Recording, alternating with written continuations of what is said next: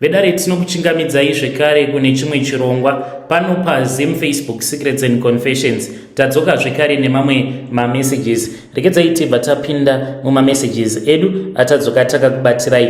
Message yedu yekutanga yakamira sekudai so: hanzi ndakamanikidzwa kuroorwa nembinga asi ndiri kutambura, ndinorarwa nezvikwambo uye zvekare kana ndikaudza vehukama havateereri, chavanongoda imari chete. Zvakaitika mukomana acho ndezvekudai so: ndainge ndagara zvangu ndiri muno muSouth Africa ndichishanda, ndo pandakabva ndachizonzi nevamwe sisi vangu avo variko kumhiri kwemakungwa, but mukoma zvimwe zvacho regai ndinge ndichinyarara. Okay, vakabva vandiudza kuti ikoko kwainge kuine umwe murume uyo ainge achiti ainge aine hama yake, who was an honest guy who was looking for a woman to marry. Ndikabva ndati ndiri pano sisi, so ndakabva ndachizopiwa mafone numbers. Mushure mekunge ndapiwa mafone numbers aya tikabva tachizotanga kutaura. One thing that I did not like about the guy, he was very rude. Munoziva iya inonzi rudeness yekupedzisira. Munhu aita kundibvunza kuti saka iwewe pamwedzi unoda mari? Ndikati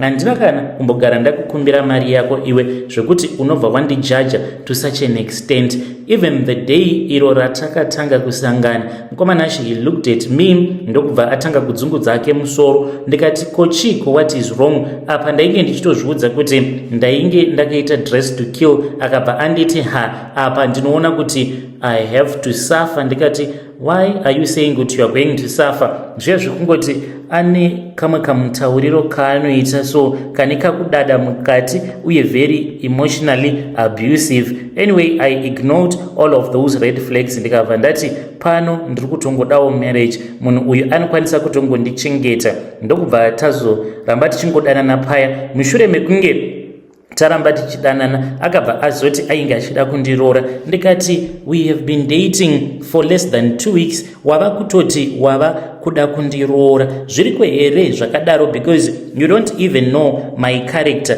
Am I supposed to stay with you without knowing you? Ko kana ukazotanga kundirova, because we need to know each other first. Akabva ati kana usingadi it is fine, nemari yose iyo yandiinayo handingamboshayi kani umwe munhu wekuti ndinokwanisa kutongomuroora even mangwana, nekutyawo kuti ndainge ndichazoluza murume ane mari yakawanda kudaro. Ndo pandakabva ndachizongobvuma. Zvinhu zvacho zvakangoitwa nekukasika mukoma. We then returned back home, ndokubva ndaroorwa paya.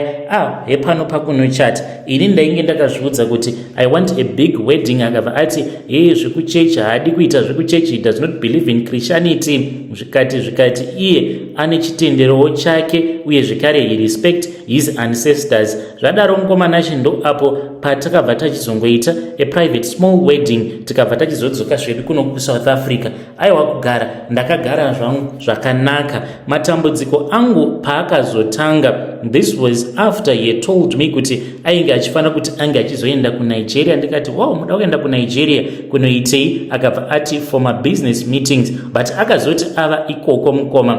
Ndakamuitira a video call, iye ndokubva achizoanza akati just drop the video call uite a normal call. Saka mukomana acho ndakatorawo 2 seconds tushoma ndisati ndadropa. So iye akafungidzira kuti zvimwe kudada inge ndadropa video call wanikwe kuti munhu ainge atori pane imwe nzvimbo pairatidza kuti painge pari pashrine, because ndakaona mazimicheka ered ewhite akangosiyana siyana nevamwe vanhu vainge vakangomira vachiimba. Ndikatoziva kuti munhu uyu kwaari ikoko pane zviri kutoitika. Handina kuzodropa call, iye akabva achizozvinzwa ndokubva apopota akabva anditi ndakuudza mhani kuti dropa call. That was when I dropped the call. Akazoti adzoka kunoku neproblemu yekuti ndainge ndava kungogara ndichinzwa chibereko changu chichirwadza zvekuti most of the times kuti titi taikwanisa kurara tose pandinenge ndichinzwa kuda tainge tisingatombokwanisi, because nguva zhinji ndainge ndichingonzwa kungorwadziwa uye zvekare ndainge ndava kuita problem. Nanhasi uno ndiyo problem yandichiri kungosangana nayo yekuti kana ndikaendawo kunozvibatsira, ndinotambura, ndinoyuwira kuti ndige ndichikwanisa kuzozvibatsira. Ndakati zvimwe kuda inhau yekusanwa mvura yakawanda, ndinotodya mafruits akasiyana siyana, mishonga yakasiyana siyana, but zvinenge zvichirwadza zvichipisa ikoko kwacho kunobuda netsvina. So akabva achizonditi paakauya kunoku ndainge ndingoriwo mumamudu angu ndichida kuziva kuti why is it ainge ari panzvimbo pairatidza kuti panga pari pamba pen'anga pachiitwa zvema-rituals. So akabva achizoti mukadzi wangu, tonight I'm going to tell you everything about me, hoping kuti you are going to forgive me and you are going to understand. Akabva achizoti handei mutown, tikabva tachizoenda pane imwe shop yemaIndia, akabva anditengera mucheka wegold, ndokubva tachizodzokera kumba. Akamirira kuzonosvika zuva ranyura, akabva ati handei kubedroom tinotaura. Mukomana shi takanoti tava mubedroom, ndokubva achizotora rimwe zigemens. Ndakarohwa nehana, ndikati iwe gemens iri waritora pai? Akabva angoseka zvake. Ndikati ko uri kusekei? Ndati gemens iri wariwana kupi? Because akatongonovhura wardrobe yangu ndoma akaburitsa zigemens racho iroro rered, in which each and every day I'll be packing my clothes, and I never saw such a thing. Akabva anditi it was because ndanga ndisati ndakutendedza kuti unge uchiriona gemens rangu iri randinoshandisa kuzadzikisa mhiko dzangu, saka apa ndazokutendedza kuti unge uchiona everything about me. Komanachi akapfeka zigemens riya, apa ndokubva achizoti rimwe zihet reblack pamusoro. Akabva ati iwewe chizvimoneredza nemucheka wegold. Ndikabva ndachizoita saizvozvo. Mukoma kwava kumutevera, takabva tachizoenda kuoffice kwake because he sometimes works at home. Takati chinopinda muoffice make, mukomanashi ndakashamisika because mainge musisiri sezvandainge ndichimuziva muri, mainge musisina furniture yose yemuoffice, maingova nerimwe zimucheka rainge riri kumadziro nehari dzainge dziri pasi nekamwe kaaltar. Pakati pekaaltar painge paine plate yesimbi yainge yakazara neropa kuti mako. Ndikabva ndati iwe what is going on here? Ndokubva anditi mukadzi wangu uya pano ugare pasi. So takabva taenda tikabva tanogara padhuze nepainge paine kaaltar. Zvinhu zvacho zvakaitika nekukasika zvekuti kana pfungwa dzekuti ndige ndichiramba kuitiswa zvimwe zvose zvandainge ndava kuitiswa panguva yacho iyoyo ndainge ndisitomborina. Then akabva achizotora ruoko rwangu ndokubva azonditi nyika ruoko rwako muropa iri, ndokubva andimanikidza kuita saizvozvo. Iye akabva achizoitawo saizvozvo akanditi chiri nanzva, ndokubva ndatanga kunanzva ropa riya. Ndakamubvunza kuti rainge riri ropa rei, rainge riri ropa remunhu here? Akabva aseka zvake akati kwete, harisi ropa remunhu asi iropa remombe, but ziva kuti paaltar apa panofanira kungogara paine ropa rinenge riri fresh. Ndikabva ndati zvino ropa iri rinogara riri fresh rinozopedzwa neiko, kana kuti rinongoramba ririmo here muplate? Akabva ati kwete, pane zvinhu zvinouya zvichizonwa ropa iri, saka kana ropa iri risiri fresh izvo zvinotondiudza. Ndobva ndatotenga mombe, ndobva ndaslota chandiringe ndichingoda pamombe iyoyo rinenge riri ropa. Akandiudza zvose mukoma, marombero aakaita. Iye akarombawo muZimbabwe, akaenda pane rimwe prazi kumarondera uko, ndokubva achizorombesewa, but anoti haana kukwanisa kuita mari. Iye ainge akatarisira kuti achaita mari yakawanda kwazvo. Paakaona kuti ainge asina kunyatsokuita mari, ndopaakabva achizoona kuti zvainge zviri nani kuti ange achienda zvake kuNigeria, uko kwaanoti akabva achizonowedzera masimba. Kunyange paya pandakamuona pavideo call ainge atori busy achitosimbisiwa. Mukomana achikubva ipapo kusvika pari zvino, dambudziko ndiroro rekuti ndinorarwa nezvikwambo. Ndakasvika pakugarawo pasi neimwe hanzvadzi yangu ndikati bhudhi, ndonyaya iripo, ndichiroorwa nemukwasha wenyu maizvisiva imi kuti ndainge ndiine bhodhi yangu yakanaka chaizvo, but tararai muone kudai. So ndiri munhu wekuti ndigere mumari, but ndinoita sekunge ndiri murombo wekupedzisira, ende ndiri kungoramba ndichingoperezeka sekunge ndiri kurwara kana bvudzi. Tararai muone kudai, nditori nenguva dzekuti bvudzi rangu rinongotanga kungodonha sezviya zvinoitika kana uchangotanga kubatwa nechirwere chekensa. Zvose izvozvo zvinoitika kwandiri. Mukomana chindakashamisika because ivo bhoti vakabva vati aiwazve we need to hear the both sides of the stories. Ndikati but inini ndini mwana waamai venyu, munofanira kutanga manzwa kubva kwandiri kuti zviri kundinetsa mumwoyo ndezvipi nezvipi. But vakabva vatoti aiwa, I need to hear his own side of the story. Mukoma vakabva vachizoti kwandiri, iwewe tinotozviona kutoti une dhimoni, and une dhimoni remaramba varume. Manje apa ndopauchagara kusvika wati eke. Mushure mekunge vataura zvose izvozvo, padare ratainge tadana, dare remhuri nevanyai vainge varipo, mukoma vakabva vatengerwa motikari brand new. Kana mukaposta nyaya yangu mukoma, ndizivisei, ndichange ndichizotevererawo ndiri mucomment section. Handinawo anokwanisa kumira neni apa. Handitendedzwe futi kuti ndige ndichinamata. Kana ndichiti handitendedzwe kuti ndige ndichinamata, vanhu vanokwanisa kufungidzira kuti zvimwe kuda ndinozviitisa. Kana ndikatonamata, anotozviziva kutoti munhu uyu nhasi anamata, ende paanozodzoka achibva kunyangwe zvikanzi anenge aenda kumhiri kwemakungwa, since achingofamba ari ega, handifambe naye. Kana ari muAfrica hongu tinenge tiri tose, but kana achienda kumhiri kwemakungwa anofamba ari ega. Ndiwo mutemo wake iwoyo. Anotodzoka achitokuudza kutoti musi wakati wakanamata iwewe nenguva dzakati dzakati, ukati zvakati ukati zvakati, unofungidzira kuti wakangwara. Tinobva tazoenda kuouter room kuya, ndobva ndanopfugama zvino ndava kumanikidzwa kunwa ropa riya nekukumbira ruregerero. Hanzi iwewe wakauya muupenyu hwangu kuzondibrokesa, manje uchaona zvichaitika kana ukaramba uchifungidzira kuti zvauri kuda kuita izvi ndo zvinokwanisa kukuyamura. Mwari wacho unofungidzira kuti isu vamwe hatina kumbomunamata here. Takamunamata Mwari uyu tichingopfumisa mapastors, tichisara tisitomborina kana basa. Ane rimwe grudge naMwari rekuti rinotyisa, kuita kunge musatanisti chaiye. Kana mukaposta nyaya yangu ndizivisei, ndichange ndichizotevererawo ndiri mucomment section. Hey, vedare ndo message iyo yandakatumidzirwa ichibva kuna vanzvadzi vedu. Zvakangoma hazvo vedu we. Strange things indeed they do happen in this world.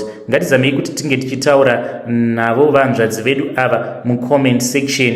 Hanzi kana ndikangonamata, murume wangu anobva atozviziva kuti ndanamata. Pakaipa. Regedzai tibva taenda panyedu inotevera. Nyedu inotevera yakamira sekudai so. Hanzi makadi zvenyu mukoma, ndinokumbirawo kuti munge muchindiposterawo nyaya yangu makavigawo chitupa changu. Mukoma nashi dumbu rangu riri kungokura, asi kana ndikaenda kuchipatara ndinonzi handina kana nhumbu, but dzimwe nguva I feel mwana achitotamba. Zvinhu izvi mukoma pazvakatanga kuitika, this was after ndatanga kuchita umwe murume wandainge ndichigara naye.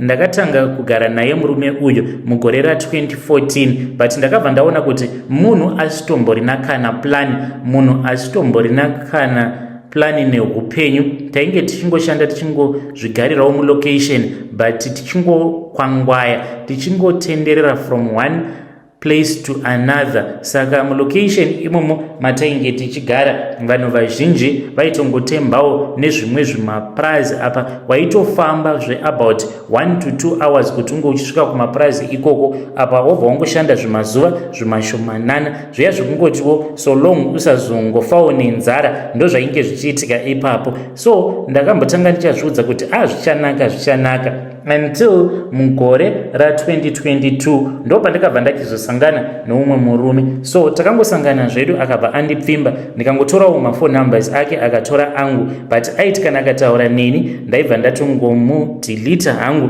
ndobva ndatongonyarara ndisingatombomupinduri. Then mugore ra2023 ndo pandakaita sekunge ndava interested kwaari. Kunopera kwa2023 ndo patakabva tazotanga kufambidzana. Zvakatora nguva refu because akabva achizomboenda kuZimbabwe ndokubva achizodzoka 2024 from June until now tainge tava kunyatsokudanana. Then this guy, he then found out, and this was after foni yangu yawira mumvura. Ndainge ndisingadi kuigadzirisa foni iyi because ndainge ndichiziva kuti yainge iine zvimoto iye ndokubva atora foni iya mukoma Nash. One day ndakati ndichibva kune chimwe chipeace job ndikabva ndaona munhu ari busy achitochajisa foni sezvo yainge iine password ainge asingakwanisi kuivhura, akabva ati mai mwana vhurai foni iyi. Saka mupfungwa dzangu ndakangozviudza kuti sezvo ndainge ndachinja WhatsApp ndaiisa mune imwe foni, mamessages eikoko ainge akadhilitika, hameno kutiwo Mwari vakazvifambisa sei. Ndakati ndichino unlocka foni kwava kumupa foni iyaya kunodai WhatsApp igoti mamessages ose vaina kuita zviya zvekuti this WhatsApp has been locked out, munhu kwava kutanga kuverenga mamwe mamessages ose nemamwe ose awo andainge ndatoswera ndichitotaura zvangu nechikomba changu. Takanetsana mukoma ndikabva ndatongomuudza kuti enough was enough, inini hangu ndainge ndaneta nekuramba ndingori murombo. Ndokubva tanetsana paya akabva andidzinga ndikaenda ndikambonogara nefriend yangu, then uya akabva achizonditsvakirawo pekugara kuno kwandava kugara manje kumalocation emutown. Saka uyo ex-boyfriend yangu akabva achizorwadziwa nazvo. Iye ndiye aitofamba achitoudza vanhu kuti ruda kumuendera kuChipinge. Nyaya iripo mukoma Nash ndeyekuti ndakatombofungidzira kuti zvimwe kuda ndava nepamuviri. Mukoma Nash dumbu rangu riri kukura zvekuti kana wakanditarisa unokwanisa kutofungidzira kuti zvimwe kuda munhu uyu ane 4 kana kuti 5 months, she is 5 months pregnant nemakwiriro arakaita zvekutoti mukutofamba dzimwe nguva vanhu vanotondipa help vachifungidzira kuti ndine pamuviri, izvo handitomborina. Handizivewo kuti ndingabatsirikana sei, uye zvekare usiku paya ndinoita sekunge ndiri kurota, ndinotonzwa mwana achitotamba mudumbu rangu umu. When you post my story, please tell me, I'll be following through in the comment section.